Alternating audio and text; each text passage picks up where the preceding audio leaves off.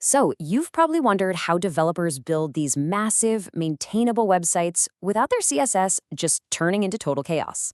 Well, you're in the right place. In this explainer, we're going to move beyond just writing the code and dive into the professional best practices and modern methodologies that define truly scalable CSS. Look, you've spent a lot of time learning the syntax, the properties, all the rules of CSS, and that's fantastic. That's your foundation. But writing CSS on a professional team for a huge application, that's a whole different ballgame. It's not just rules anymore, it's a craft. It's about building systems that are robust, maintainable, and built to last. And, this quote from Harry Roberts just nails the core problem we're all trying to solve. In a big project, you open a style sheet and you're just afraid to change anything, right? You worry you might break something totally unrelated on another page. That fear leads to developers just adding more and more code on top, and that's how you get a bloated, unmaintainable mess. These methodologies we're about to cover, they're all about building confidence. So, where do we start? Well, we start with craftsmanship. Before we even get into any fancy methodologies, a professional developer builds a foundation of quality, and that means two things are absolutely non-negotiable: performance and accessibility. These aren't just add-ons, they're signs of true craftsmanship.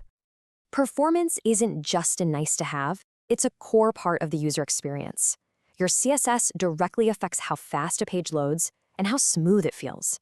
Minifying your files makes them smaller so they download faster, and keeping your selectors simple, that makes the browser's job of rendering the page so much easier. Think of it like a direct command versus a long convoluted instruction. And right alongside performance, you have accessibility. Building for everyone isn't some optional feature, it's a fundamental responsibility. This means your styling choices have to preserve the meaning of your HTML, not replace it.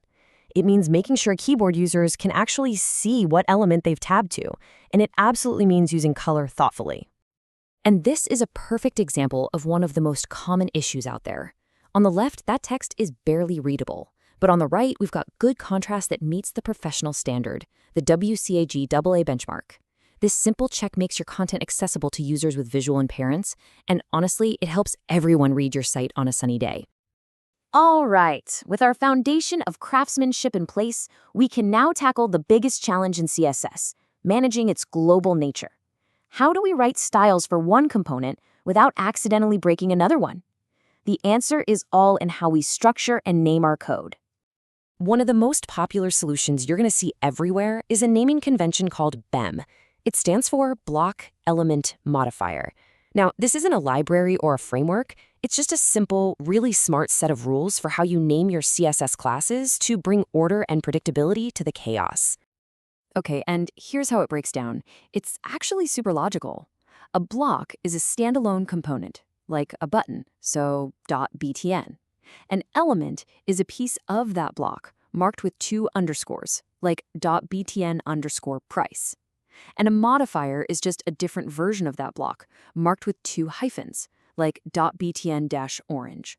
When you see a class like btn_price-sale in your code, you know exactly what it is and where it belongs just by reading its name. No guesswork. Now, BEM is fantastic, but it does rely on developer discipline. Everyone on the team has to follow the rules perfectly. So what if we could get that same benefit, that local scope, without even having to think about it? And that brings us to CSS Modules. This is a much more modern, automated approach. With CSS Modules, you just write simple class names in your file, and a build tool automatically transforms them into these totally unique identifiers. This guarantees they won't conflict with anything else on the page. So check out the shift in approach here. With BEM, you are manually writing card-title in your HTML. With CSS Modules, you just write styles.title in your JavaScript, and the build process spits out a unique class like _card-title_xyz123 in the final HTML. You've gone from relying on human convention to relying on automation. It's a real game changer for big projects.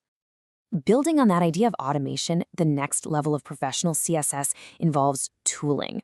We're talking about preprocessors that help us write styles more efficiently, and post-processors that take those styles and optimize them for production. A preprocessor like Sass basically gives our CSS superpowers. We can use variables for things like colors, which makes managing a design system way easier. We can also nest our selectors, which kind of mirrors our HTML structure and helps keep related styles all organized in one place while we're developing. So after we've written our nice developer-friendly Sass, a post-processor like PostCSS gets it ready for the real world. It compiles our code into flat, standard CSS, adds all those vendor prefixes for browser compatibility, the -WebKit and -MS stuff you see here, and then it minifies everything into a single compact line to save space. And in the world of component-based frameworks like React, you're going to see a lot of CSS-in-JS. Here, the styles are written directly inside your JavaScript files, tightly coupled to the component they belong to.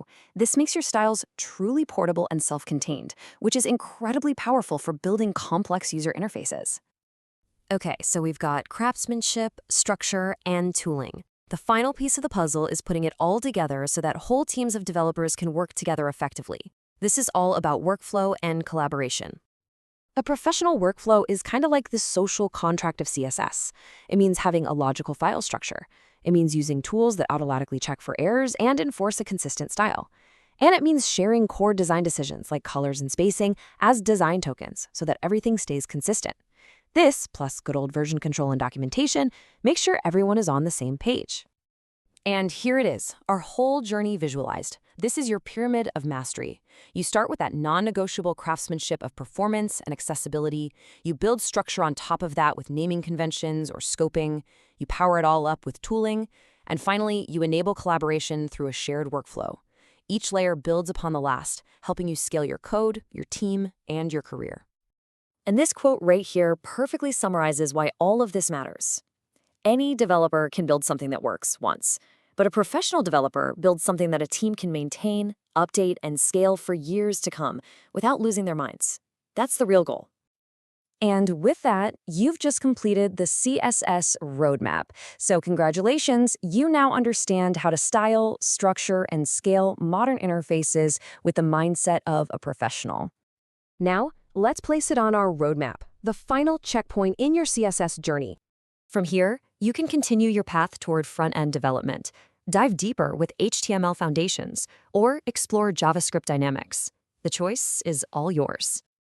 This is Developer Roadmaps. Map your path. Build your career.